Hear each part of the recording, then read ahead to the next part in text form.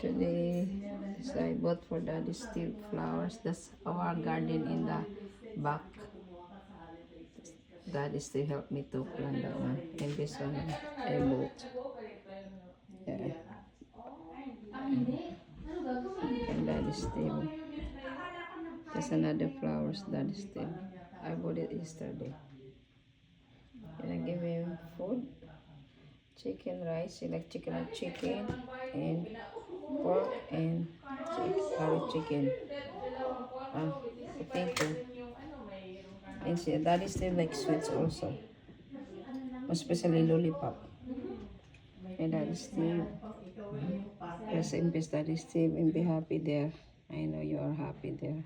You need to be happy there, Daddy Steve. We have no choice.